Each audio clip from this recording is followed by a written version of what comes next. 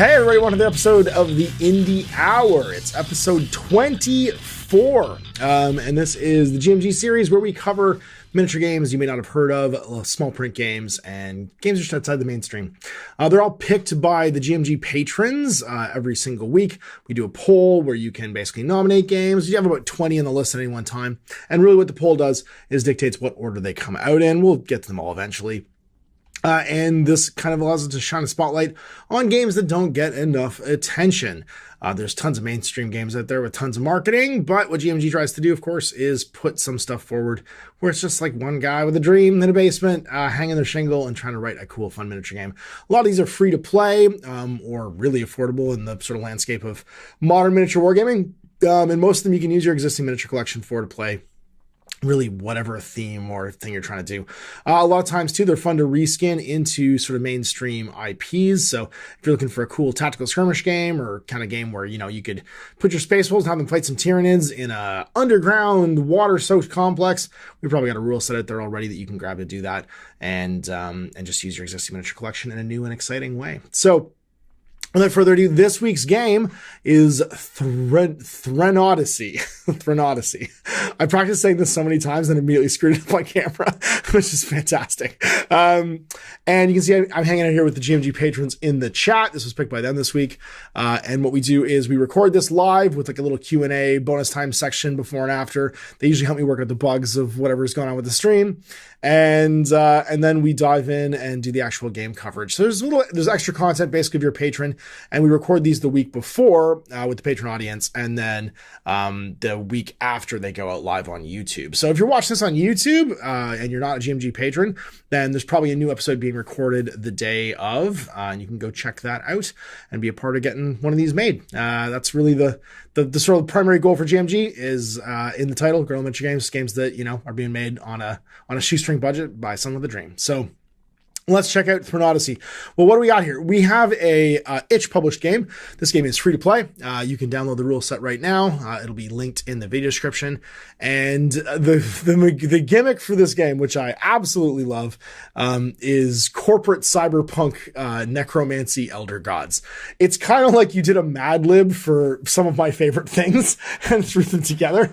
This is I used to have a book of Wu-Tang Mad Libs, which were just Wu-Tang lyrics, but there was basically slots you could interchange your own words into.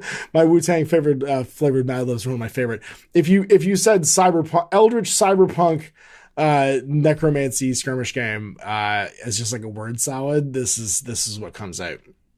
So let me give you the rundown of what the designer basically means by that. Superclaymation is the publisher for this. And again, you can download this. Clock in, connect phylactery, log on, initiate curse ritual, adjust necrosync, launch steel coffin, bring Necronauts online. Necronauts might be the most fun word to say in this whole book. Harvest oil, destroy our enemies, repair, resurrect, repeat, reward. Death is fleeting, oil is eternal. A rules light, customized, heavy 28mm skirmish game about unending corporate war with skeletons. And Superclaymation is, of course, the designer, Clay Parris, the author, and we have here the printer-friendly rulebook for THRENODYSSEY. First things first, I gotta say, I absolutely love the 8-bit art. So if you haven't kind of noticed, this is a pan-scan, RGB monitor style cover for this. If I'd seen this when I was 10 or 11 years old and first playing PC games, I would have lost my absolute fucking mind. I would have lost this. I thought this was the coolest cover of all time. And I love that this even just carries over into the printer friendly rulebook. There's obviously a font here in that 8mm style. And it's doing it for me. What can I say? I'm a sucker for that kind of nostalgia. And I'm super happy to see this done. You can do some playtesting if you want. Art's by Javier V. Roja, Ink Pen Dude. So if you want to check him out on Instagram, you can. And this is just, it even lists musical influences. So Alex Crosses, Alice Glass, All Pigs Must Die, Carpenter Brute, Clipping. It's a great thing there. If you haven't seen the Snowpiercer TV show, the dude from that is the rapper from Clipping. Converge, Cataluna, Death Heaven, Death Dynamic, Shroud, Flatbush Zombies, Ghost, Gunship, Health. Master Boot Records, Perturbator, Purity Ring, Salem, Sidewalks and Skeletons, Street Sex, Trap Them, and Over. I'm surprised not to see Death Grips on there, but we can't have it all. it just reminds me, this musical theme. I just saw a meme that just said, there's a new trend on TikTok of goth trad wives, and then somebody just commented, we just used to call those Eastern European women. It made me laugh very hard. But that musical theme just linked. That was the music that was basically playing over that meme, which I thought was very funny. Death is fleeting, oil is eternal. At the dawn of the 3rd century, mankind would make its most volatile discovery: the remains of gods buried deep within the Earth's crust. Colossal, fossilized remains of creatures below the ocean floors, and within the Earth's mantle would become known as the Great Old Ones. Some of the smaller fossils brought to the surface and studied, while larger, some miles wide, were drilled for samples, and the most wonderful and terrible revelation was made. The fossils contained a crude resin, and that became known as the Great Old Oil. The oil, when refined, would power machinery 100-fold over previous fuels. Not only would it fuel industry, but spells and incantations too. And as such, the magic arts were born and mankind's devotion to them. But prosperity would burn far quicker than oil. So the contaminants basically from this oil pollute the whole world, cause a mass extinction. The skies get poisoned, the ground gets poisoned. Everybody has to flee to the orbit and live in massive colony ships led by the high conglomerate. And the divine oil was still needed, though, to power these massive machines. So the high conglomerate and its many corporations sent their employed down to the surface for collecting them, but they all died. Nobody came back. Everybody basically got lost. But it was discovered instead that you could use necromancy to reanimate skeletons and control these things called Necronauts with a mystical communication system. And then crude could be drilled, crude could be refined, and glorious great oil could be launched back to the dreadnoughts and return shuttles. But hungry worlds give up their bones lightly. The corporations of the high conglomerate state claims that the drums must be filled, and the bidding, predation, buyouts, and sabotages began. Generations later, indebted and overworked necromancers endlessly send their undead thralls to Earth as a perpetual corporate war is waged over oil, over resources, over bodies and bones, an eternal journey into lamentation, a never-ending pilgrimage into woe. This is THRENODYSSEY. What a fucking intro. That might be one of the best. So this is a one-pager. If you're thinking about doing a printer friendly, like an initial offering, think about creating something like this. Having a really good one page that sets the theme and the tone for this. There's no names in here. Like we had high conglomerate. There's no need to like talk about factions and sex. It's just a really good overview. It sets the premise. This is all the inspiration candy you really need to understand what this world is and what the stakes are. And it's done in maybe 500 words. So yeah, that's a really good piece of byline right there. And yeah, and no notes, like just well done. It took what's effectively like a cocaine fueled prompt session in Hollywood and drummed it into a miniature game very, very well. And then we get our intro. What do you need? You need a Nostek strike team. So you need your Nostek General Necronaut Operating System Technician. So Nostek is you're the Necromancer. Type of high-tech Necromancer working for one of the corporations of the high conglomerate. Your Nostek reason for their employment may be their own. And then your different corporations have perks that you can have. So there are factions in this game, and generally they just unlock kind of like different player or unit types that you can take and like perks for your sort of overall warband for playing. In addition to the rulebook, you need some miniatures. You need a cool, post-apocalyptic game table surface. And then a playboard. 2x2 is generally recommended. So it's a small kitchen table size game. On a bigger table, just add 3 inches of deployment zones for every foot. So 3x3, deployment zones go by 3 inches. What it's saying here is as long as the distance you start apart from each other is the same, the table size doesn't matter, which is really smart, simple game design. And then rival corporations will wage battle against each other in the various regions and locales over a ruined and weird 31st century Earth. You should build terrain representing what remains of Earth, its many ruined cities, abandoned factories, and twisted wilds. And we get some basic, general guidelines for that. You might need some basic tokens to track statuses. You need at least 3 dice per person because every test is 3 dice looking for successes. 20-sided dice is used for initiative and for when things go terribly wrong for you and you have a mishap. And then tape measure in inches and a strike team roster sheet, which is on the same site here. You can just download and print it. All right, your stats. These are generally opposed stats with a to-hit roll number. So this is going to be pretty familiar to anyone who played Warhammer games, right? You have a stat line represented by a number that you need to roll or higher. And these would be your movement. That's just your movement in inches. Hull points would be how many hull points, basically, you're a skeleton, right? So besides the mystic power holding you together and like motivating you, your armor and suits are kind of like the other thing that are keeping you from being blasted apart. Because I don't know if you've ever seen a movie where skeletons fight. They pretty much just explode when you hit them. So your hull is the thing keeping you together more than your actual like mystical body is. Defense, it's usually represented by a dice roll. Power, again, for melee, dice rolls. Dexterity is used for ranged combat and running away. Same thing, a dice roll. And then Arcana. And it's used for spells, hacking, and shielding its operator from mental invasions and demoralizing terrors. So anytime you use these dice, you're going to roll a 3 dice test, right? And every time you succeed, you get a success. If you get a 6, it counts as a double success. If you roll triple sixes or triple ones, it's the ultimate success or ultimate failure, right? So 1s always fail, 6s always succeed. You get double strikes for every 6, and it's always a 3 dice test. So if a challenge rating is low, it means it's difficult. Of said action is easier to achieve. However, rolling a 1's a failure no matter what. Other rolls like initiative and torment are always done by rolling a d20, like I said earlier. And then the 2 unique outcomes are triple 6 and triple 1. Triple 6 always succeeds, and you get the best possible outcome. They don't even get to roll to react. And triple snake eyes is you automatically become tormented. Shit just goes super wrong, and you fail at what you're doing. A note from Clay. That is a H.P. Lovecraft reference for those of you guys who are keeping track. There are a lot of those in here. The rules in this game have been written to provide modestly balanced gameplay with a focus on narrative, customization, and chaotic fun. If there's a rule that doesn't work for you, change it, break the rules, hack the system, bring the high conglomerate down in flames. Just make sure all your other players are on board while you do it. All right, so basic structure of a turn.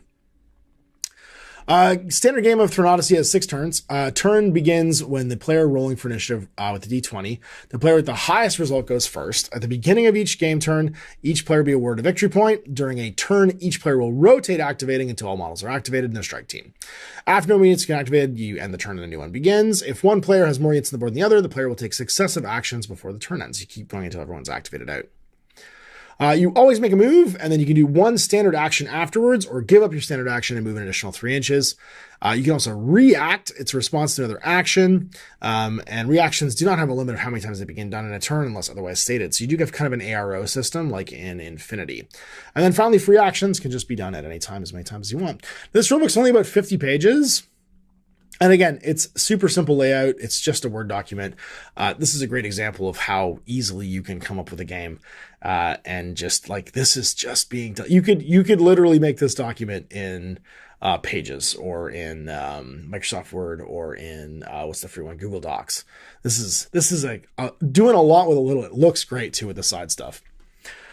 All right, standard moves, just move your move stat, and you can go over anything that's less than 2 inches, right? Because you just hop it. Half movement for difficult terrain, climbing. You have to be able to climb stuff that looks climbable. Obstructions are things you can't move through. And you can freely pass through friendly units or enemy units inflicted with stun or ensnared statuses.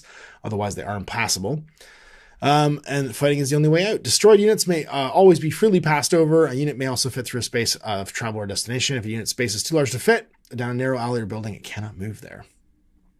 Jumping, you can do a horizontal gap half your move. When they make the jump, though, they must make a dex roll. They need a success to land on the other side, otherwise they fall. And then falling, if a unit falls from a height of 6 inches or more, or onto protruding objects like posts or spikes, they must make a defense roll. On a failed roll, or if it's stunned or ensnared, the unit takes a point of damage. So if you're already stunned, like you just collapse down on stuff, you don't like roll with the landing. If units within 1 inch of a non-obstructed ledge and are hit with an attack or damaging spell, they must make a dex roll because they could fall down too. So if you're up high and you get hit, you might fall down. We've gone too far. Casting spells and ranged combats. So combat. We are happy to report a 10% increase in hostile encounters that resulted in a positive ranked metric score this quarter. That's a little bit of legalese in here, makes me really happy. So melee, a target, you basically make a power roll and oppose that with a defense. Range combat, you make a dex roll. You have to have clear line of sight. Make an arcane roll if you're casting spells. Even if they're beneficial and you need to attack somebody is on your side. Hit or missing, when making a roll to hit with attack or spell, if you do not roll a success, it automatically misses. If it is a success, it's considered a hit. And then elevation, whenever making an attack on an enemy unit from an elevation of more than 2 inches above the unit, reroll the lowest dice result. When attacking a higher unit, you have to reroll the highest dice result. So basically, whenever you are attacking, there's like an advantage, disadvantage, and it's expressed as a reroll system. Cover, depending on the location of a unit, could be in cover. Units standing with trainer objections covering part of their base. Enemy units targeted by things that are in cover will reroll the highest dice result from their attack roll. Units in partial cover are still subject to the attack effects that affect an area instead of a single target. And then full cover, units completely obstructed with full cover can't be targeted by attacks because you can't see them. And then combat reaction. Certain weapons and traits allow people to do different responses to being hit. When units are engaged in combat, the following can be done. So you can do a death roll. Just because a unit's hit doesn't mean it takes damage. A unit's armor will suck up damage, not causing points of damage. Upon doing this, make a death roll. A death roll with equal or higher successes in the attacking roll results in no damage being taken. If you push somebody, certain attacks, one successful will push the enemy unit. If a model is successfully hit and applies the attack applies push, whether or not they took damage, the unit will be moved 3 inches in the opposite direction of the attacking unit. If the push unit would come to a ledge before the full 3 inches, they must make a dex roll not to fall. And they must make a successful dex roll to become inflicted with a status effect if they fall and hit like something like a wall or a pillar. Counterattacks. Some traits will allow a unit to make a counterattack after making a dex roll or def roll. After applying the appropriate damage or lack thereof, if the unit is still operational, they may attack back. The unit may be able to reach the attacking unit with a melee attack in order to make a counterattack. So you have to be in range to basically stab if you want to counter. So you can't like get shot by somebody and then melee them from like 12 inches away. Enemy is destroyed when its hull points go to 0 or lower. Necrohacking. Oh my god, I love the art in this. The dark web is the infernal underbelly of the Dreadnought colony's internet service networking. While most internet service is enhanced by magic, the dark web is a torrent of magic and unholy matrimony with all manner of digital viruses, AI, and ice. It started as the high conglomerates testing grounds for Necromancer programs, but quickly became popular with rogue technomancers, later known as dark web striders. The striders fill the network with endless labyrinths of data and magical programs endlessly building onto themselves. While the cursed hacking software that striders use, known as Hexsoft, are entirely illegal for public use, the high conglomerate allows Gnostics skilled in hacking to use the corporately sanctioned programs. So there's different types of cyberdecks: App Hexsoft and EXE Hexsoft. It's just interesting. So you'll start the game with Hexsoft equipped on a unit of your choice, giving them a passive ability. If the unit's destroyed, or if you would like to switch the unit equipped with it, you may transfer the app Hexsoft to a different friendly unit as a free action at the beginning of the turn. So the apps are like installed on your Necronauts. And then EXE ones, any EXE Hexsoft from the list may be attempted as a free action at any time during the game, whether it's your activation or not, as long as you can pay the associated victory point cost. So you can spend your VPs to do EXE Hexsoft stuff. The points spent whether or not the Hexsoft was successful. The action resulting EXE Hexsoft will be resolved before any other standard action continues. So think of these as like interventions by your Gnostic. It's him casting spells through the Arcanauts at each other, and they're used like interrupts, kind of like a command ability in Warhammer 40,000. However, your opponent may challenge your EXE Hexsoft with one of their own and so forth. You must identify a functional unit whose stats will be used to make the roll. So effectively, app hex software is like upgrades for your units. EXE Hexsoft are like spells and abilities you can enhance your guys with during the game by spending your victory points. And so victory points are kind of like a currency and what you win with over the course of the game, and you're trying not to use them. So here's some examples of EXEs and upgrades. So like Creeper, make a dex roll, catch me if you can. On a success, target unit may move up to 3 inches or 6 inches if they're leaving the blast radius of an exploding enemy they just destroyed once per turn. So basically you can like bamf away for a VP. Alarm, come on, kill me. I'm here to it now, kill me. That's from Predator. And if you don't know, like literally all of these are from movies. Catch Me If You Can is the Predator line, boom, headshots in here, pressing down on you. Now you're playing with power. These are all great. Come on, kill me. Make an arc roll or arcane roll on a success target unit within 6 of one of your non-functional, non-stunned units will make a shrieking alarm. Monstrosities will disregard closest model and go after units for the alarm. So the NPC monsters will go after the shrieker instead, basically. No scope, which is boom headshot, make a dex roll. On a success, target unit's range from shooting a firearm becomes line of sight and gains critical for the rest of the turn. That's great. Life or Death Reaper, make an arcane roll on a success. Cancel the EXE Hexsoft target player is currently casting, so you can spend a VP to go back and bounce it off. Okay, dot wave. So isn't this terrifying? I'm terrified too. Make an arcane roll. On a success, you would receive the torment status effect. Give it to a target player instead. On a failure, gain an additional torment. Cost you 2 VPs, but you can torment somebody else. So again, those are your like general, and some, there can be additional ones that different factions can have. So forming your strike team, first you pick your corporation, then you create your Necronaut units, so your individual 6 Necronauts, and each one of you can control up to 6 of them. Your salary is 150k, and you may spend it on purchasing Necronaut units as well as tech and root upgrades for them. Necronauts and upgrades will have a designated cost, and after your purchases, you'll be able to total and detail the individual statistics of each unit. You get 3 different types of Necronaut models. There's 3 different classes of each type. And then models and weapons and upgrades can be equipped with 1 melee and 1 firearm. Weapon and magic abilities may be boosted with purchased tech and rune upgrades then.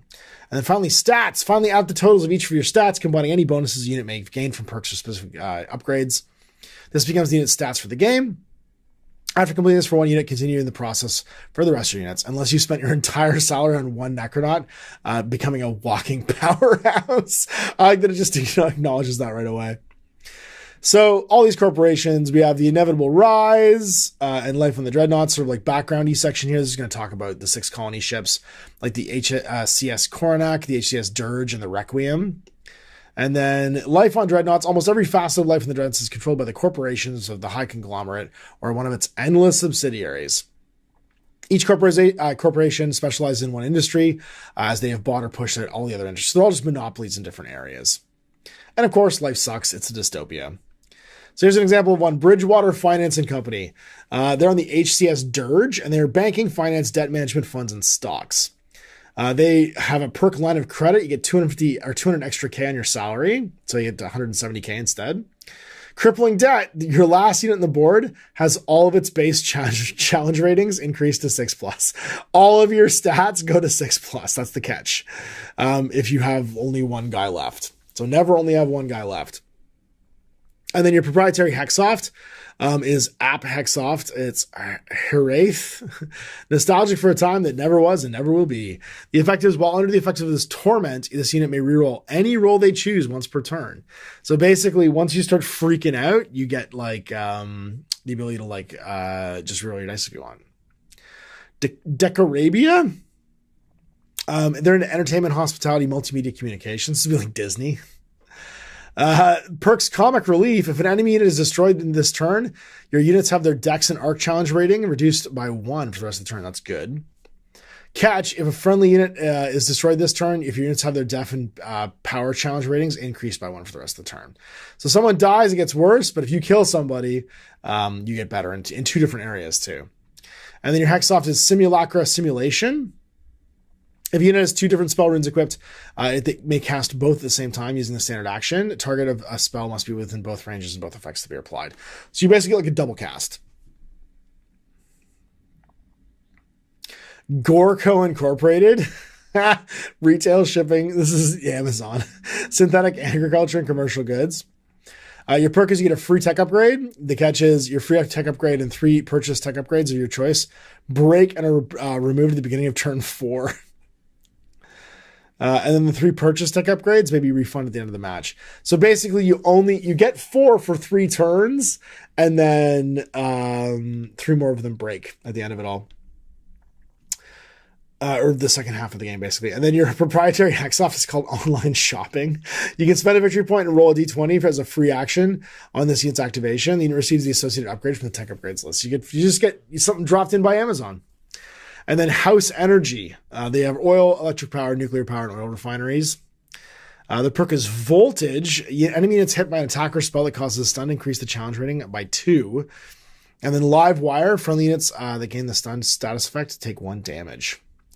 Because you're just susceptible to getting shocked. And then your proprietary Hexsoft is the name of a villain from Reboot, Hexadecimal. Yeah, that's a Reboot reference for all of you guys that were alive in the late 90s, early 2000s and watched, well, in Canada it was called YTV. Stat roll units that result in a numerical value of 16 are considered a triple 6. So basically, if you make any stat roll that adds up to 16, it's considered a triple 6. So if you rolled 664 or 556, they would count, which I think is very funny. increases the odds, basically, of it happening. Macon, it's cybernetics and electronic infrastructure. Their perk is once per turn, whenever making an EXE Hexoft roll or targeting a friendly with a spell, reduce the challenge rating by 2. But then overstimulation, getting a torment status will deal damage to one of your own units of your choosing. And then Black Ice is your proprietary Hexoft. Enemies that fail a .exe Hexoft roll or dealt the damage, as you whose stats were used to make the roll. If that unit's already destroyed, they're inflicted with a torment. And then last but not least, we have the automotives, aeronautics, transportation, and construction. I don't know what automotives are being done when you're on the spaceship. Principality arms, they make weapons. Uniform faith, they're your televangelists, basically. And then what else? Vanitas healthcare. There's so many of these. And that's it. So Necronauts, the frontline foot soldiers of the high conglomerate, the dreadnought colonies and its people. The concept of Necronauts is simple. They are mostly human remains, reanimated by necromantic magic, inserted into their power armors, mech suits, and drones, and powered remotely by a necromancer wizard known as a Gnostek. They normally work in corporate offices known as covens that house the phylacteries, specialized apparatuses that let the Gnostics power the Necronauts. Each Gnostek is assigned a phylactery device powered by great old oil and magic that attaches via headset and biomonitors to body ports. This makes them a magical psychic connection with their own Necronauts, allowing them to control them as if they were their own bodies. The ritual connection is done with the dark web, the hidden underbelly of the internet, whose infrastructure is equally parts digital and magical. A Gnostek can be mentally aware and in control up to 6 Necronaut units at a time, but fully automatic control is limited to 1 at a time. So basically, they run on like a basic AI program, thinking like servitors from 40K, but the Gnostek is like jumping to be present in one of them via like a usual like VR headset, and inhabits one of their bodies like back and forth. Honestly, this reminds me a lot of one of my favorite all PC games, Soma, where you are literally this. You are literally an undead memory of a person that's being downloaded from body to body over and over again. It has quite possibly the best sci-fi horror ending of all time. Model types. Remember, there's 3 different model types. You can be a casket. This is the true blue skeleton. Caskets are ideally well-rounded Necronauts, mostly complete skeletons that have been reanimated and inserted into power armor, stealth suits, or astronautical gear. They cost 20k, and we get 150 to spend. 6-inch move, 3 health points, defense of 5+, power and dex are both 4+, and arcane's 4+2. Now, the different types are butchers, bakers, and candlestick makers. The butcher can attack twice with a melee weapon. The baker comes through with an autoloader as a free tech upgrade. And the candlestick maker can reroll an arc roll once per turn. So designed for different tasks, right? Model types urns. These are the covert and tactical drones. Urns are cybernetic machines that contain cremated or fossilized remains of the dead. So instead of being skeletons, it's literally an urn. It's the dust of a person. Think of these like the automata and the all is dust power armor guys from the Thousand Sons and 40k, right? The ones who went through the rubric. While not having humanoid abilities of the caskets or the brute force of the sarcophagi, the urns are suited to take on specific roles in the field, such as subterfuge, suppressive fire, or overwhelming enemies with their sheer numbers. They're cheaper. 10k, 7-inch move, 2 health points, defense 6+, power 5, dex 4, arcane 4. A little bit like a servo skull. They come with a holoclick if they're an amphora. Jerry Can reduces the challenge rating of shooting by 1 if it doesn't move, and starts with a combustible. And then Demi-John comes with the Jinx as a free rune upgrade. And then last but not least, sarcophaguses, massive behemoths of metal and bone. Sarcophagi range from hulking armored suits to literal walking artillery. They normally have at least 1 skeleton inside them, combined with a surplus of ashen remains or corpse sludge. Some of the large units may even be stuffed with the various skeletons of deep inside its hull. While sarcophagi carry an immense amount of magical remains and great old oil, most of it's used to power its machinery and devastating weaponry. So think of these like the big harvesters from the Ossiarch Bone Reapers in Warhammer Age of Sigmar, right? They're a conglomerate skeleton thing, big behemoth. They're on a 40 mil and they cost 30k. And then you have a 5-inch move, 4 hull points, defense 4+, power 3+, dex 4+, and arcane 5+. Kind of like a big daddy too from BioShock. The 3 types are an ossuary. They can counterattack with a melee weapon once per turn. A sepulcher. Reduce the challenge rating of shooting by 1 if targeting a Necronaut equipped with a spell rune or hexsoft. And a mausoleum. These are the giant ones. Starting HP becomes 8. Immune to being pushed to drag. Ignores difficult terrain. Comes equipped with a cannon turret or hellcaster as a free tech upgrade. Base size increased to 80mm and costs 60k. So mausoleum is a enormous one. So this class kind of encompasses all of the biggest versions of these. I have exactly the miniatures I want to use for this already. It's from Dark Age. And then we got our weapons. So all the different weapons are fairly generic, so you can kind of imagine what you want. You get a firearm, it's like a pistol. Melee weapons could be different types, but generally just like a stabber. And then you got all your different keywords. Tech upgrades. These are like the things you can do to upgrade your weapons. So like a cell blade, a power claw, wrecking hammer, a scourge, a chainsaw, and a stave. These are the upgrades to make the initial melee weapon that everybody has and ranged weapon into something cooler. And then same for your range weapons. You can be a shotgun, a sniper rifle, a grenade launcher, flamethrower, heavy machine gun, cannon turret, a harpoon gun, and hellcaster. And you'll see they might have a range, a bunch of keywords, and then a damage. So like the successes, remember it's a pooled thing, right? So if you hit somebody and they don't block any of your hits, you would then apply the damage to the target. Normally 1, but like it was a cannon turret, it has reload, critical, and ignite. So reload means that you have to spend, I think, an action reloading it turn to turn. Ignite will set you on fire, obviously. And then critical means, I believe there's an additional effect. Roll a d20 when you hit somebody, they might do extra damage. Misfire, deal 1 less damage than normal. 2 to 15, no additional damage. 16 to 19, critical hit, plus 1 damage. 20, vital hit, plus 2 damage, it would do 4 damage total. Reload, if weapon with a reload unit attacks during a turn, they can't be making attacks or reactions until the end of the next turn.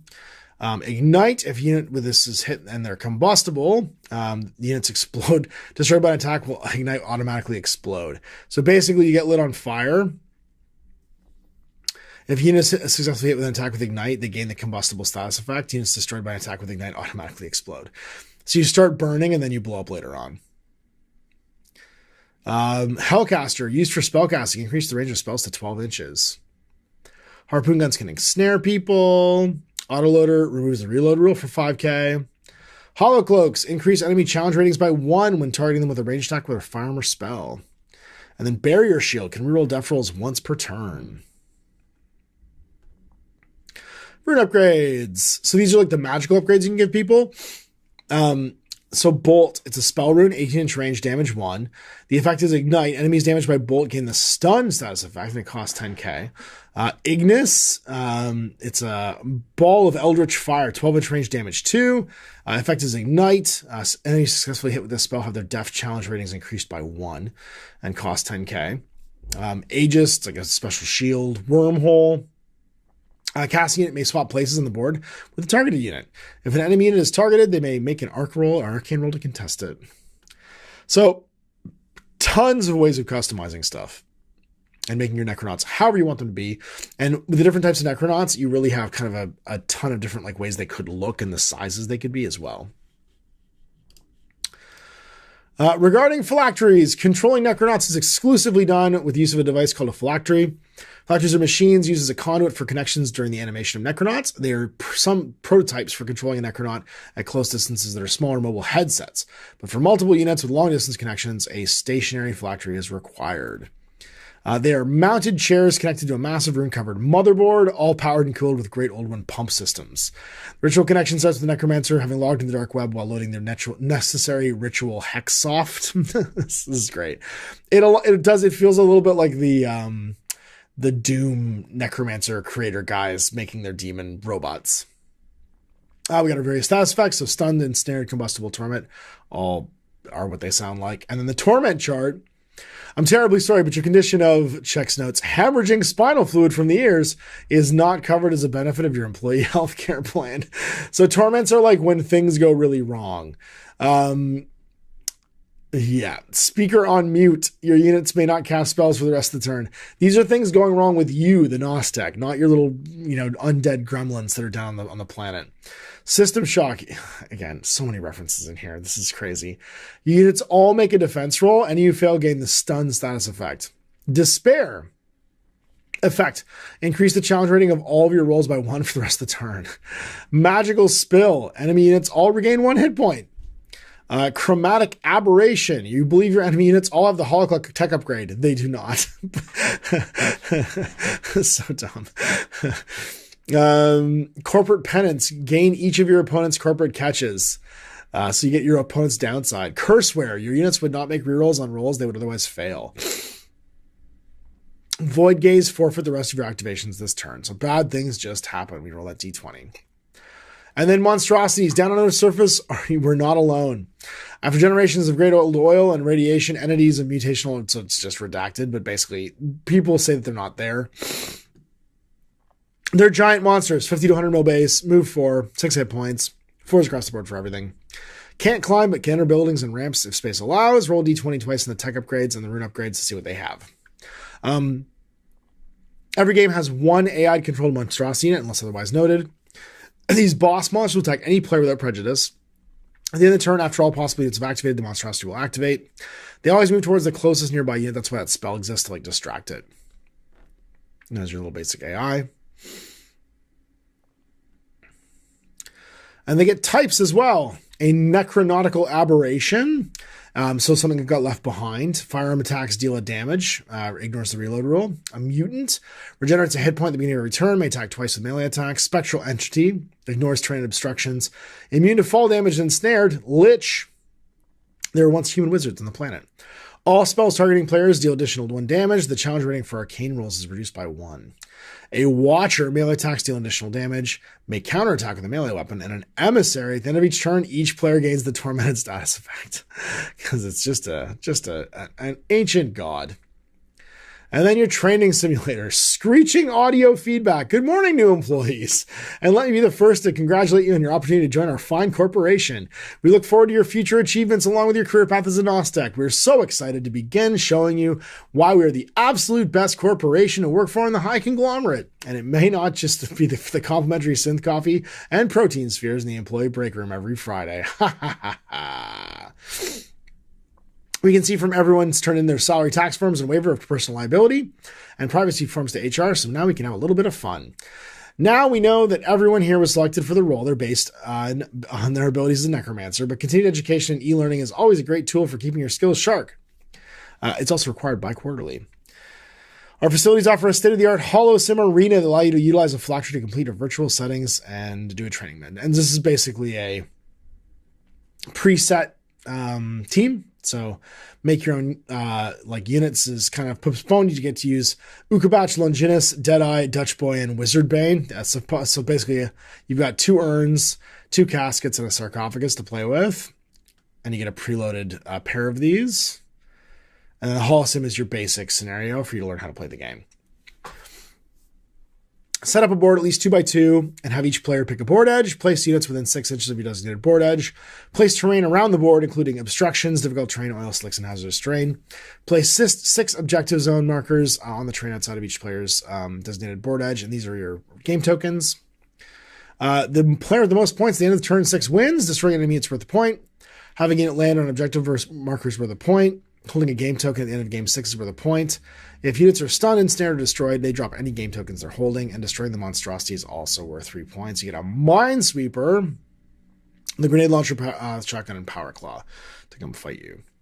So they put in a first game mission, and that's great. It's a smash and grab. It's got a monstrosity. They even made the stuff for you. Lots more missions, a refinery, severance package, you're getting fired, and people are coming to kill you. Jacob's Ladder, more references here for Tim Robbins. Read-only memories. You're hallucinating a bunch of monsters' memories. And Fish in a Barrel. Warzone. Bone Collection to try and make more Necronauts. A Test of Unreason for weapons testing. And then Wake the Dead. Strange Weather's the 10th one. And that's it. Thanks for playtesting. So, THRENODYSSEY. 10 missions, including 11 if you count the training mission. And we've got like all the things here. An 8 bits, like art style, some really funny writing, like a very competently done playtesting rulebook that you can download for free to check out.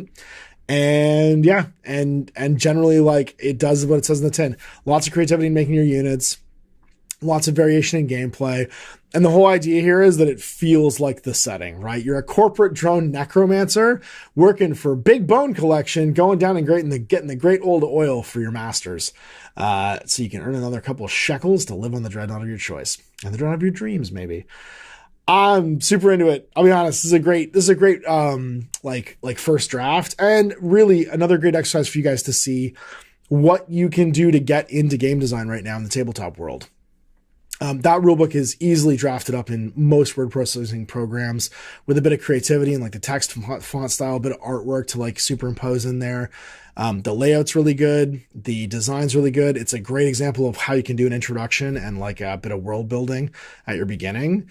Yeah, you don't need to have pages and pages and pages of stuff. In fact, that's off-putting to people. If you want someone to try something, give them a taste, give them something fun to do, and give them enough reasons to keep playing it for a minute. And this is more than enough. You need like a cool monstrosity miniature, some Necronauts, so some weirdo undead monstery things to go down to the planet and figure out what the hell's going on and what you're going to bring back, and some terrain, and you're ready to rock and roll. So this is a really good, I think, example of if you're an aspiring game designer and you want a template like of how to present what you're trying to present to the world. Itch is a great first start. Discord's a great way to get playtesters. And then, just making something that's like cool and presentable. It doesn't require a ton of work. There's no miniature photography in there. They didn't prep anything else. It's just, it's ready to play. And the rest of it, you can kind of showcase and curate, on like a, social media platform or Facebook group, Discord, whatever you want to do. So great job. Yeah, check it out. Available for free. Like I said, linked in the video description. And we've done another indie hour. So if you want to get involved, like I said before, GMG patrons will pick which one of these we do each week. You can jump on Patreon and do the poll on Mondays, select which one we're going to do, and then come hang out with me in the chat. We'll be doing a little Q&A and hang out and chat about this afterwards as we round out the episode. So we'll see you next week for another Indie Hour. Till then, Ash.